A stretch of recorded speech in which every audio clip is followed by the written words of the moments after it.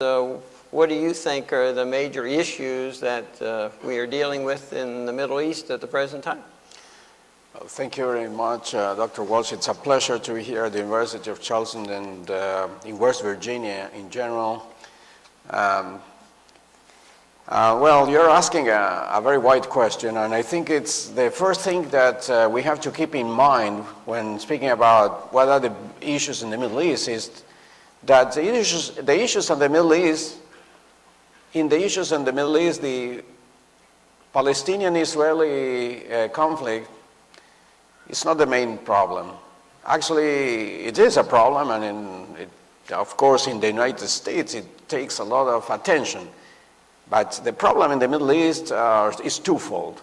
One, as it's becoming increasingly clear in these weeks, is a problem of the fact that the Middle East is ruled by authoritarian rulers, autocratic regimes, some of them actually sort of monarchical and medieval structures embedded in a extremist religious doctrine. On the other, it's the fact that the Middle East is divided between pragmatics that understand the need to be part of the wider world and have a positive view of what their relations should be and with the rest of the world, with the West, with Europe and the United States.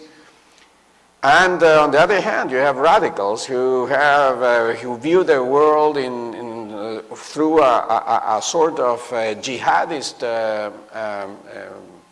lens, and they feel as if we are in a conflict with the rest of especially the Christian countries and of the West. And paradoxically, they include Israel in this category, and we are, in their view, the outer outpost of the West in the heart of Islamic lands. And this division between pragmatics and radicals is the main problem in the area. Sometimes this conflict goes underground, sometimes it bursts out like a geyser in Yellowstone for everybody to see. Of course, these geological faults, you can see them clearly, of course, in Iraq. You can see them in the geopolitical confrontation in the Gulf, where the number of small and somewhat fragile, very rich monarchies that are essential for world economy and therefore for the U.S. are feeling the threat of a regional giant. You can see this conflict in Lebanon, that's already in our close neighborhood. And regretfully, you can see it also inside the Palestinian territories, when they support and encourage those among the Palestinians that do not want to reach a reconciliation with Israel. They supported them when they were carrying out terror attacks, even at the time in which Palestinian leadership was leaning to a more return to a political, to more of a diplomatic and political negotiation. And they're still doing it to the point in which actually the Palestinian territories are not only ideologically divided, they are geographically divided.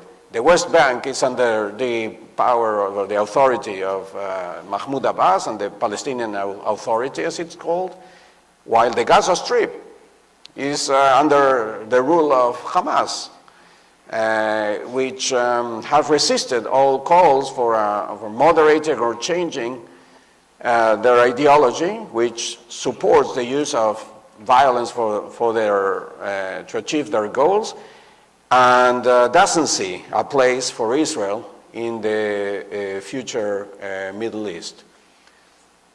I think this is where we stand in the wider picture of a Middle East that is in effervescence.